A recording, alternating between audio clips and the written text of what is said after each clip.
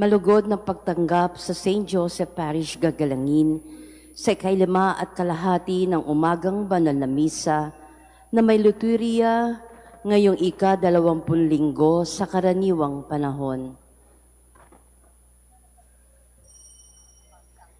Tumayo po ang lahat at tayo'y makiisa sa Eucharistikong pagdiriwang na pamumunuan ng ating kura paroko, Reverendo Father Douglas D. Badong.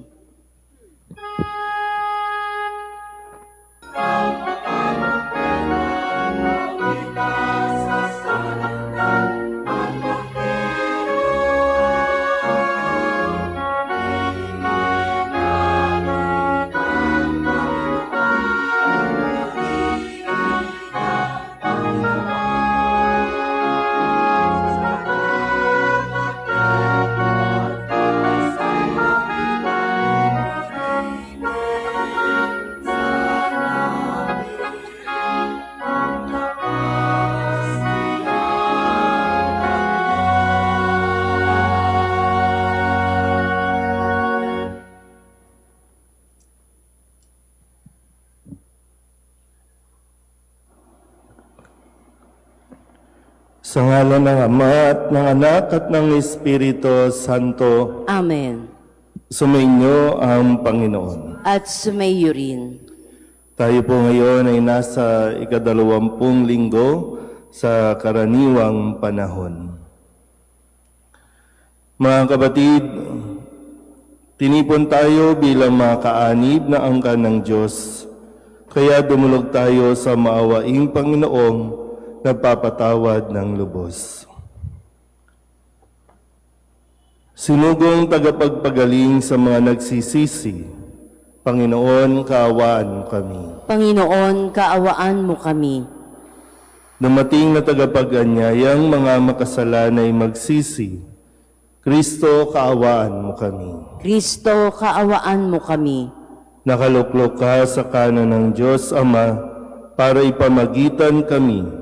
Panginoon, kaawaan mo kami. Panginoon, kaawaan mo kami. Kaawaan tayo ng makapangyarihang Diyos, patawarin tayo sa ating mga kasalanan at patnubayan tayo sa buhay na walang hanggan. Amen.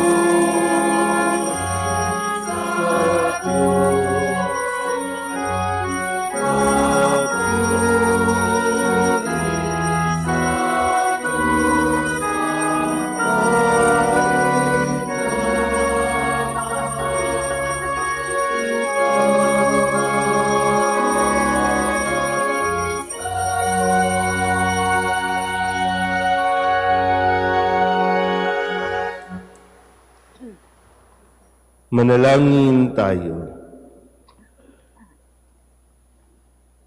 Ama naming makapangyarihan, lingid sa aming paningin ang mga inihanda mo para sa mga nagmamahal sa iyo.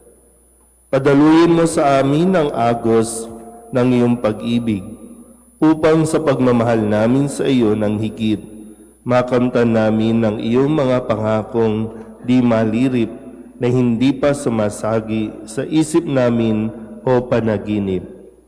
Iniluluhog namin ito sa pamagitan ni Jesucristo kasama ng Espiritu Santo magpasawalang hanggan. Amen.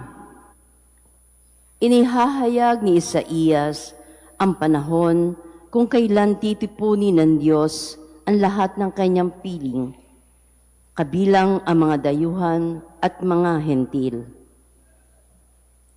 Pagbasa mula sa aklat ni Propeta Isaías. Ang sabi ng Panginoon sa kanyang bayan, ayon sa katarungan at laging matuwid ang inyong gagawin.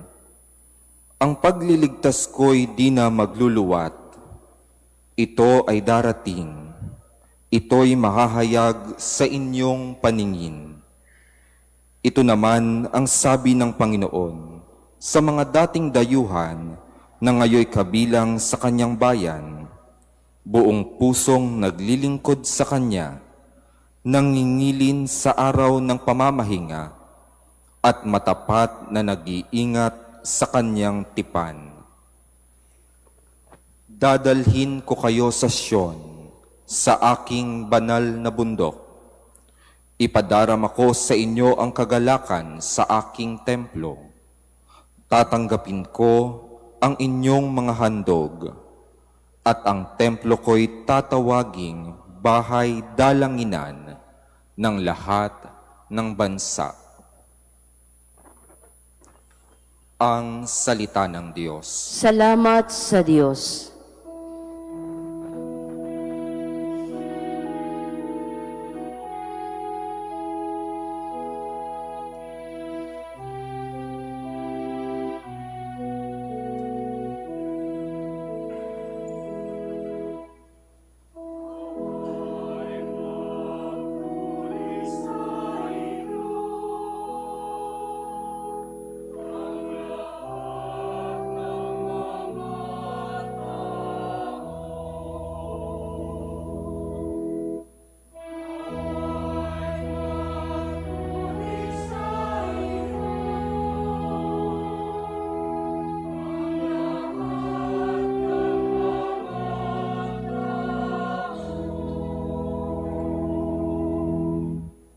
O Diyos, pagpalain kami't kahabagan, kami Panginooy iyong kaawaan, upang sa daigdig mabatid ng lahat ang iyong kalooban at ang pagliligtas.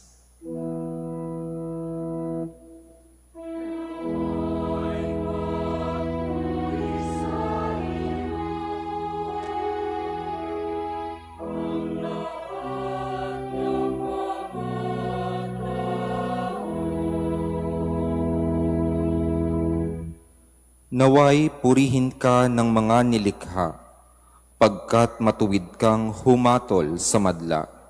Ikaw ang patnubay ng lahat ng bansa.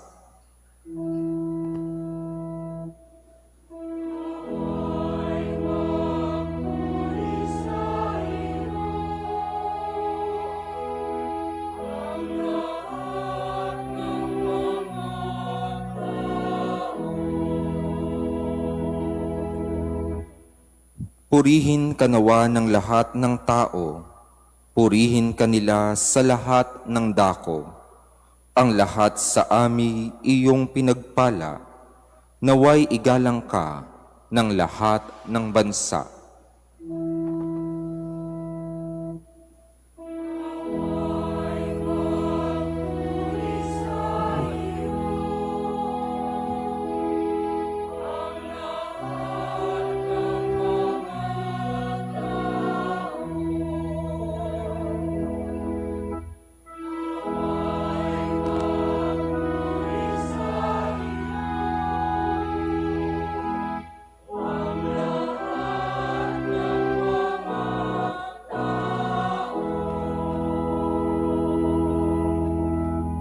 Para kay San Pablo, ang habag na ipinaabot ng Diyos sa mga hintil ay siya ring habag na tatanggapin ng bayang Israel. Pagbasa mula sa sulat ni Apostol San Pablo sa mga taga-Roma. Mga kapatid, ito naman ang sasabihin ko sa inyo, mga hentil. Yamang ako'y apostol ninyo, pinangangatawanan ko ang aking ministeryo upang mangimbulo ang mga kababayan ko at sa gayoy maligtas ang ilan sa kanila. Kung naging daan ng pakikipagkasundo ng sanlibutan sa Diyos ang pagtatakwil sa Kanya, ang muling pagtanggap sa kanila'y para na ring pagbibigay buhay sa patay. Ang Diyos ay hindi nagbabago ng isip tungkol sa Kanyang mga kaloob at pagtawag.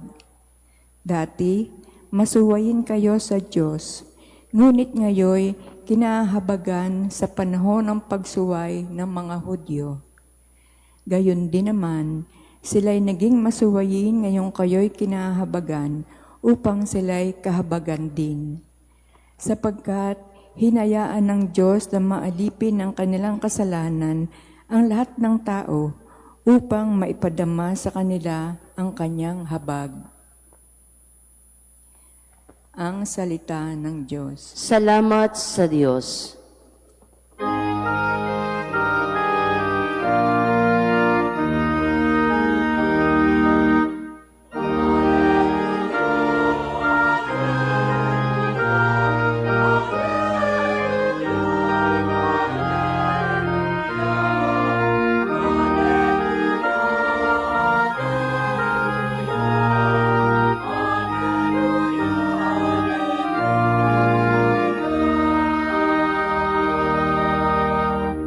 Ipinangaral ni Jesus ang paghahari ng Diyos, sakit ay kanyang ginamot.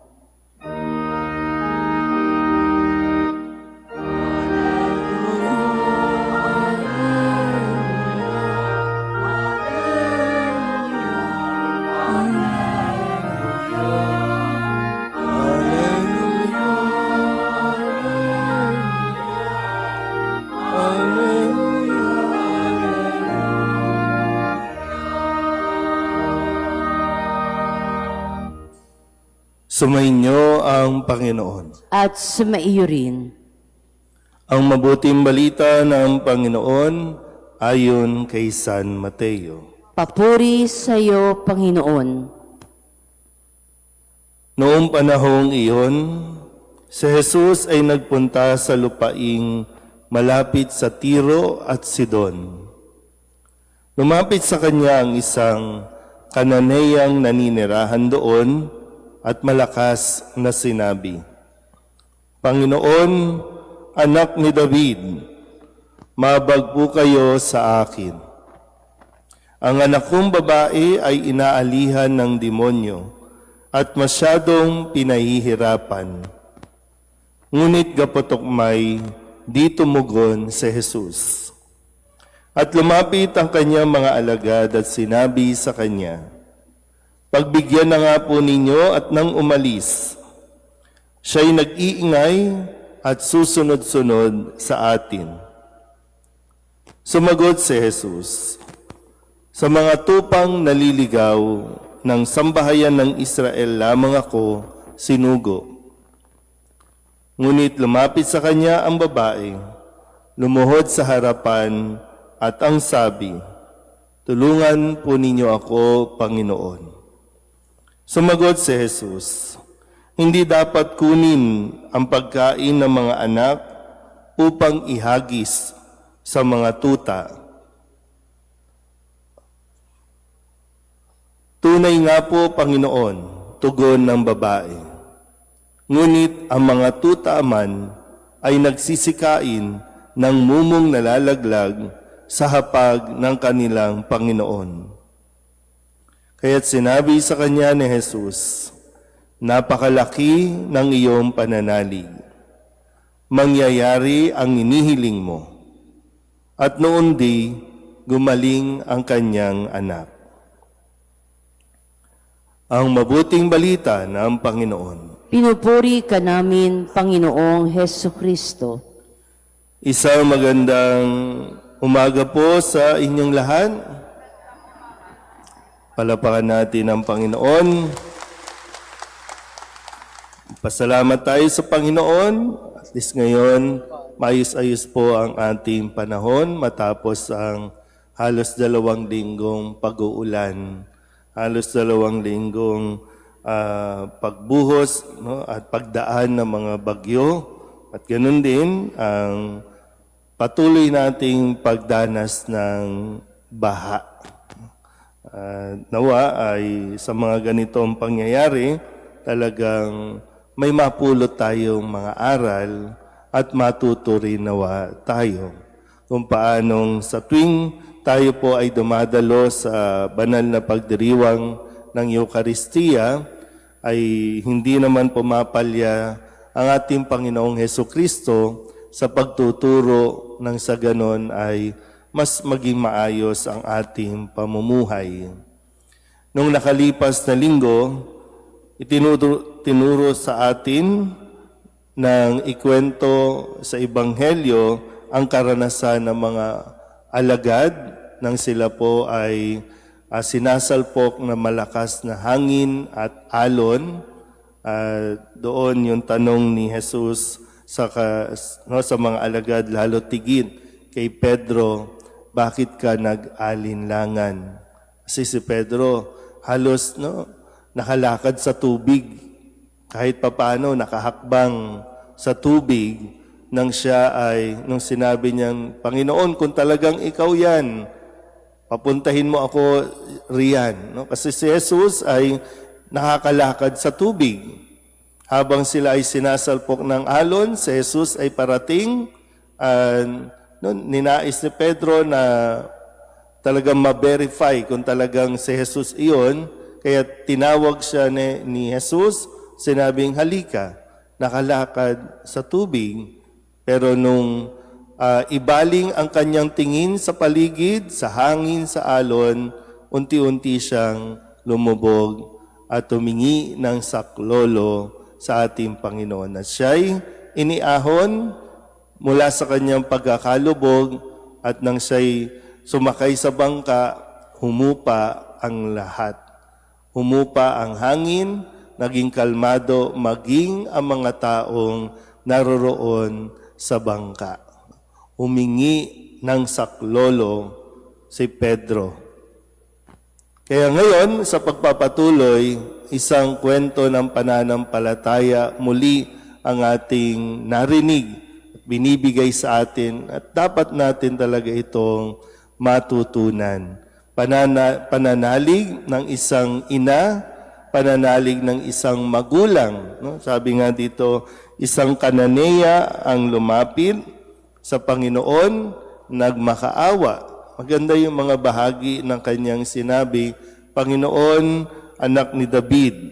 Yung may pagkilala, yung nire-recognize na kung sino si Jesus. Mahabag po kayo sa akin.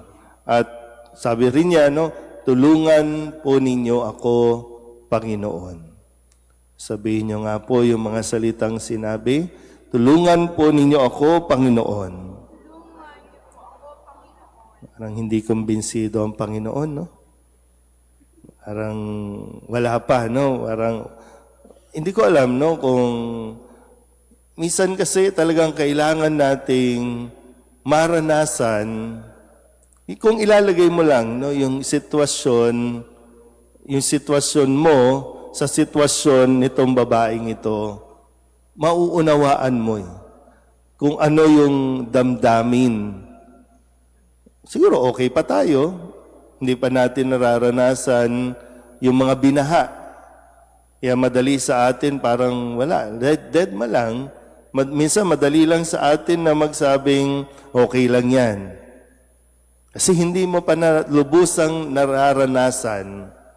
Kaya may mga pagkakataon na talagang ipinapahintulot ng Panginoon na maranasan natin yung mga naranasan ng iba nang sa ganon talagang yung taos sa puso ang iyong pagsasalita. Naranasan mo na bang magutom? Kasi ang isang taong nakaranas ng gutom, yan yung talagang marunong magpahalaga sa bawat butil ng kanin. Mukhang mayayaman talaga kayo, no? Hindi kayo talaga nakaka-relate, no? Wala lang, no? Yung maranasan na walang ulam, maranasan na yung isang pirasong galunggong hahatiin mo sa 3 at mag-uunahan kayo kung kanino yung gitna. Kasi nandun lahat ng laman. Kasi sa ulo, wala na. Sa buntot, wala din. So mag-uunahan pa, di ba? So may mga karanasan talaga, no? Katulad nitong babae na, di ba yung anak niya, sinapian. Sa mga panahong iyon talagang, maging sa panahon naman ngayon, no? Mayroon pa rin mga sapi-sapi. At marami, hindi na nga lang, nag-improve na nga lang, kasi dati talagang pag sinabing sinapian, talagang bumabaluktot ang katawan, gumagapang sa pader, umaakyat, no? Kung ano-ano. Pero ngayon hindi na eh. Iba na yung sapi. Medyo pinasosyal na yung sapi. Kaya nagbabarong na nga yung mga sinasapian, di ba? Kasi wow, sosyal. Kaya hindi na nahahalata, pero may sapi. So, wala nang ibang malapitan nitong kananeyang ito. Kananeya at Hudyo, hindi pwedeng magsama. Noong panahong yon, matindi ang kanilang division. Pero ang sapi o ang demonyo, walang pinipili. Kaya sinubukan lang, no? Marahil sa una, pwede natin sabihin, ba't ganun si Jesus? May humingi ng tulong, ayaw tulungan. Pero may nais lang munang iparating. May nais lang munang ituro na dapat nating maintindihan.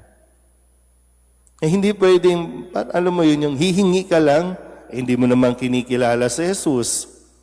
Hindi ka naman nananalig sa Diyos. Tapos hingi ka lang ng hingi. Hindi ganun ang relasyon natin na dapat umiral.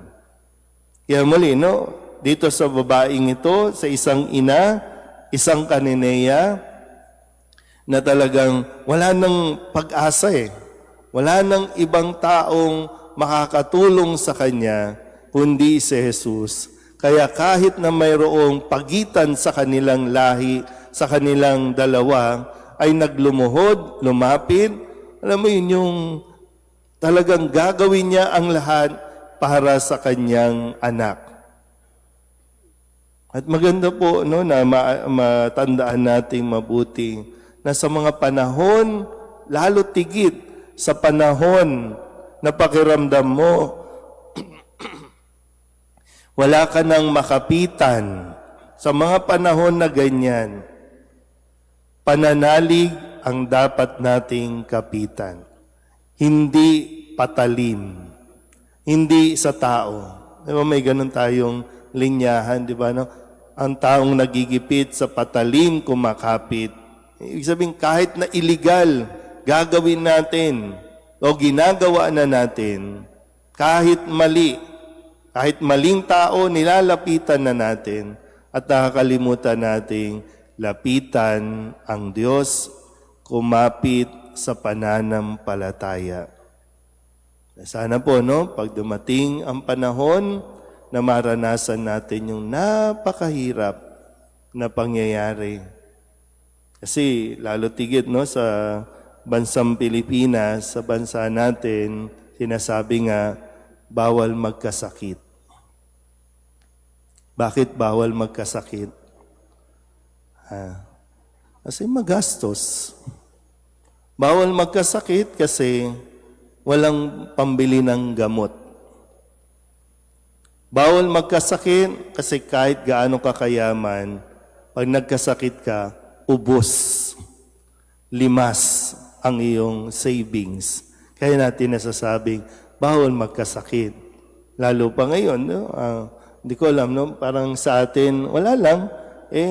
Kung ma-displace yung mga katutubo, no, mga nakatira diyan sa bundok, diyan sa Tarlac, wala lang sa atin, walang dating. No, kahit na mas priority magtayo tayo ng mga data center kaysa sa mga health center at mga ospital, wala lang, hindi tayo affected kasi okay pa tayo dito. Dito kaya itayo ang Paxilica sa Gagalangin.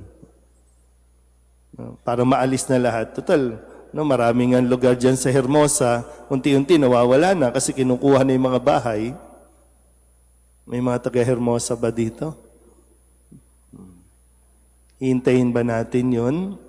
O sadyang kailangan natin maranasan yun para maunawaan natin kung gaano kahalaga na tayo ay lumapit sa Panginoon dahil siya lang talaga ang makakatulong sa atin. Amen?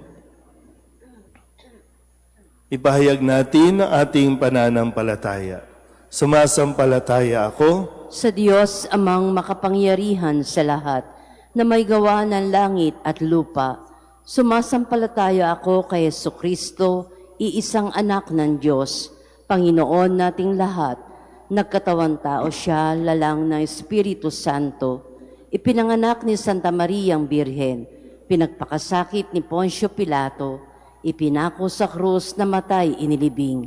Nanaog sa kinaroroonan ng mga yumao, na may ikatlong araw na buhay na maguli, umakyat sa langit, naluklok sa kanan ng Diyos amang makapangyarihan sa lahat. Doon magmumulang paririto at huhukom sa nangabubuhay at nangamamatay na tao. Sumasampalataya naman ako sa Diyos Espiritu Santo, sa banal na simbahang katolika, sa kasamahan ng mga banal, sa kapatawaran ng mga kasalanan, sa pagkabuhay na muli na nangamatay na tao, at sa buhay na walang hanggan. Amen. Mahabagin ng Diyos Ama sa kanyang mga anak. Kinakalingan niya tayong lahat sa pag-ibig na nagbibigay sigla at lakas ng ating buhay. Kaya't buong tiwala tayong manalangin. O Diyos, dinggin mo ang iyong bayan. O Diyos, dinggin mo ang iyong bayan. Para sa Santo Papa, mga obispo, mga pari at mga diakono, turuan mo silang yakapin ang lahat ng tao nang sa gayoy mabuwag ang pagkakabaha-bahaging umiiral sa aming mga pamayanan. Manalangin tayo. O Diyos, dinggin mo ang iyong bayan. Para sa mga pinuno ng pamahalaan, naway maging tapat sila sa kanilang tungkuling maglaan ng mga programa para sa mga dukha, mga biktima ng karahasan at mga pinabayaan ng lipunan. Manalangin tayo. O Diyos, dinggin mo ang iyong bayan. Para sa mga magulang na nawala ng mga anak dahil sa sakit, kalamidad, marahas na pagpaslang at digmaan, naway tulad ng babaeng Kananeya, makadama sila ng pag-asa at malasakit mula sa kanilang komunidad. Manalangin tayo. O Diyos, dinggin mo ang iyong bayan. Para sa mga dumaranas ng matinding pagsubok sa buhay, mga nasisiraan ng loob, mga may sakit at nag-aagaw buhay, naway dulutan mo sila ng ginhawa sa katawan at kaluluwa. Manalangin tayo. O Diyos, dinggin mo ang iyong bayan. Para sa mga kapatid nating yumao, matanggap nawa nila ang awat habag mo, O Diyos, upang ganap nilang makamtan ang buhay na walang hanggan. Manalangin tayo. O Diyos, dinggin mo ang iyong bayan. Upang mamayani ang kapayapaan sa gitnang silangan at sa buong mundo, at ipagadya nawa ang sangkatauhan sa karahasan, kasakiman at pang-abuso ng kapangyarihan na nagdudulot ng paghihirap at kamatayan sa marami. Manalangin tayo. O Diyos, dinggin mo ang iyong bayan. Upang ang lahat ng mga nagdurusa dahil sa kalupitan ng digmaan ay daglian ng makaranas ng kapayapaan at mabuhay ng may kapanatagan at kalayaan. Manalangin tayo. O Diyos, dinggin mo ang iyong bayan. Sa ilang sandali ng katahimikan, ating ipanalangin ay iba pang mga pangailangan ng ating pamayanan, pati na rin ang ating pansariling kahilingan. Manalangin tayo. O Diyos, dinggin mo ang iyong bayan. Ang lahat ng ito ay inihiling namin sa ngalan ni Kristong aming Panginoon. Amen.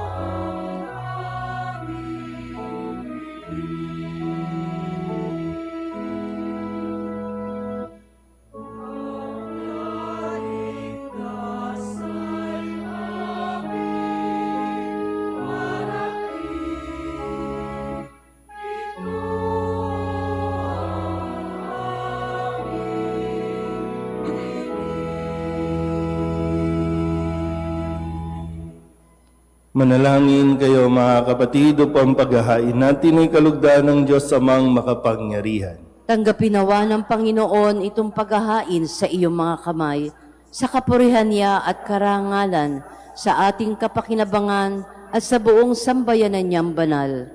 Ama naming lumikha, tanggapin mo ang mga alay upang maganap ang pagpapalitan ng iyong kaloob at ng aming handog sa aming paghahain na iyon na ring ibinigay para kami maging marapat na iyong paunlakan sa pamamagitan ni Jesucristo kasama ng Espiritu Santo magpasawalang hanggan. Amen. Sumainyo ang Panginoon. At sumaiyo rin, Itaas sa Diyos ang inyong puso at diwa. itinaas na namin sa Panginoon. Pasalamatan natin ang Panginoong ating Diyos. Marapat na siya ay pasalamatan. Ama naming makapangyarihan, tunay ngang marapat na ikaw ay aming pasalamatan. Sa iyong kagandahang loob, kami iyong ibinukod upang iyong maitampok sa kadakilaan mong lubos, kahit na ikaw ay aming tinalikdan dahil sa aming pagkasalawahan. Gumawa ka pa rin ng magandang paraang may manguna sa amin para ikaw ay balikan.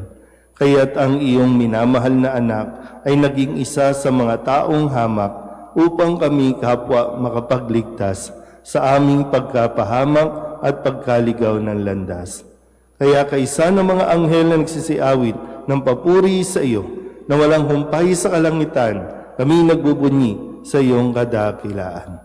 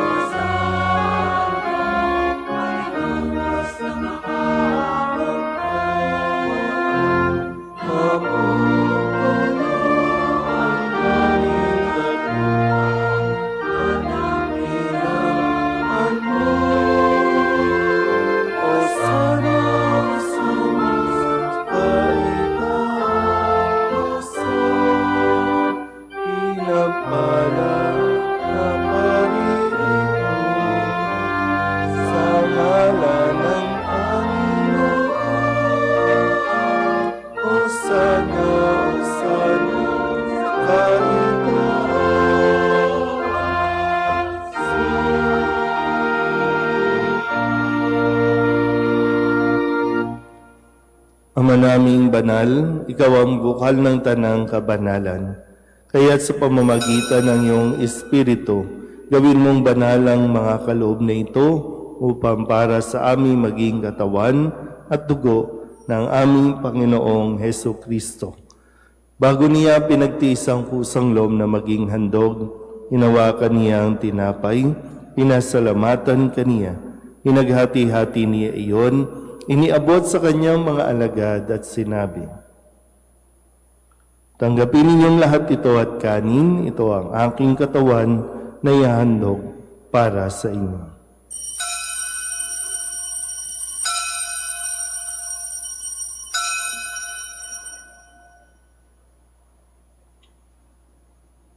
Gayun din naman nung matapos ang hapunan, hinawakan niya ang kalis, muli kaniyang pinasalamatan. Iniabot niya ang kalis sa kanyang mga alagad at sinabi, "Tanggapin ninyong lahat ito at inumin. Ito ang kalis ng aking dugo, ng bago at walang hanggan tipan. Ang aking dugo na ibubuhos para sa inyo at para sa lahat sa ikapagpapatawad ng mga kasalanan.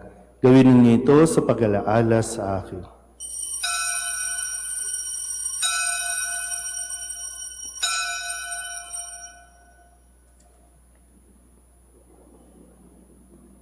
Ipagbunyi natin ang misteryo ng pananampalataya.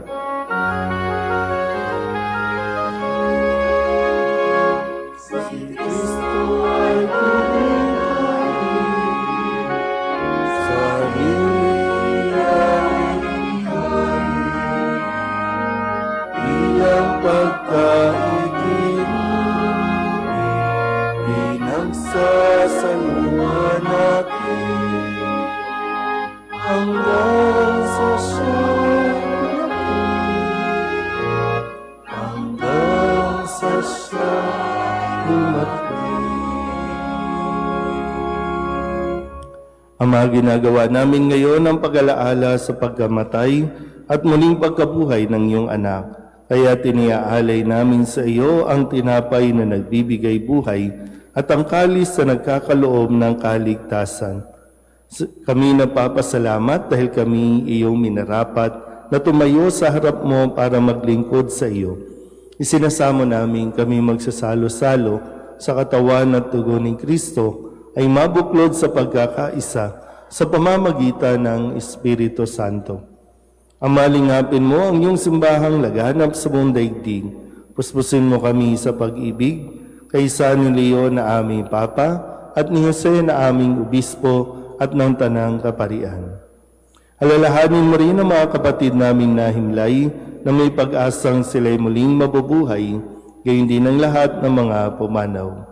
Kawaan mo sila at patuloyin sa iyong kaliwanagan. Kawaan mo at pagindapating kaming lahat na makasalo sa iyong buhay na walang wakas. Kaysa naman na Birheng Maria na Ina ng Diyos, ng kabiyak ng puso niyang si San Jose, kaysa ng mga apostol at ng lahat ng mga banal na namuhay dito sa daigdig ng kalugod-lugod sa iyo, may pagdiwang nawa namin ang papupuri sa ikararangal mo sa pamamagitan ng iyong anak na aming Panginoong Heso Kristo. Sa pamamagitan ni Kristo, kasama niya sa Kanya, ang lahat ng parangal at papuri ay sa iyo, Diyos Amang makapangyarihan, kasama ng Espiritu Santo, magpasawalang hanggan.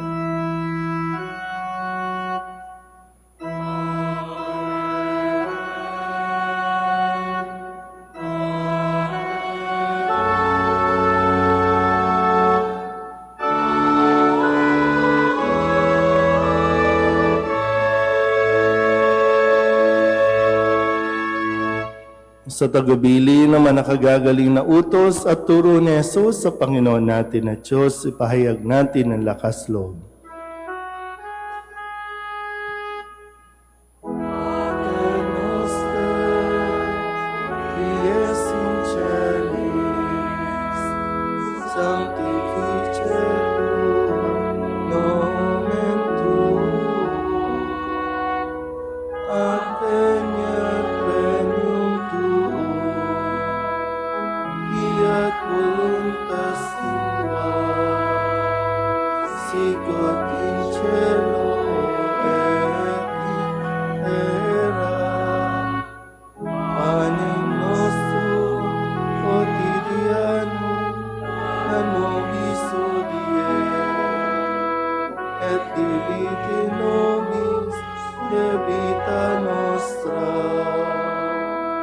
sicut et nos dimittimus debitoribus nostris, et ne nos inducas tentationem, sed libera nos a malo.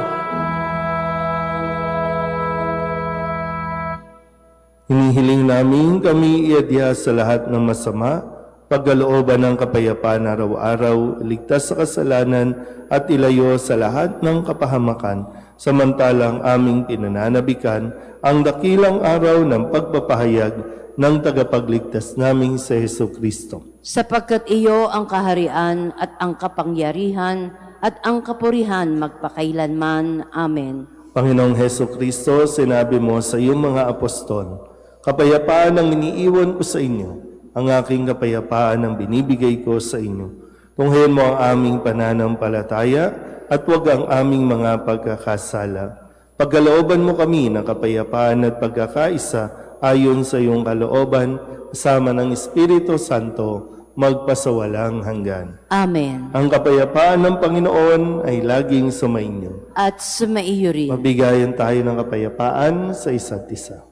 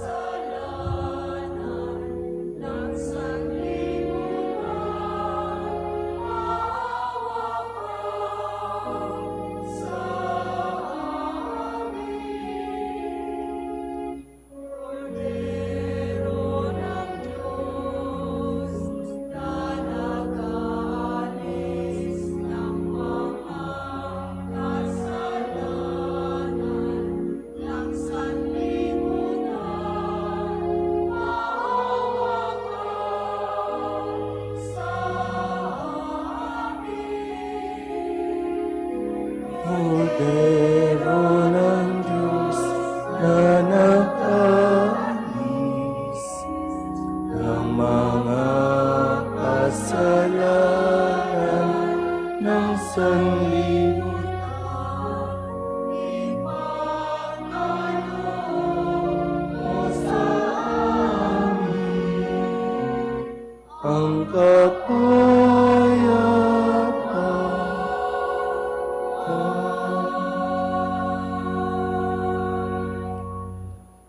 Ito ang kordero ng Diyos. Ito ang nag-aalis ng kasalanan ng sanlibutan. Mapalad ang mga inaanyayahan sa kanyang piging. Panginoon, hindi ako karapat-dapat na magpatuloy sa iyo, ngunit sa isang salita mo lamang ay gagaling na ako.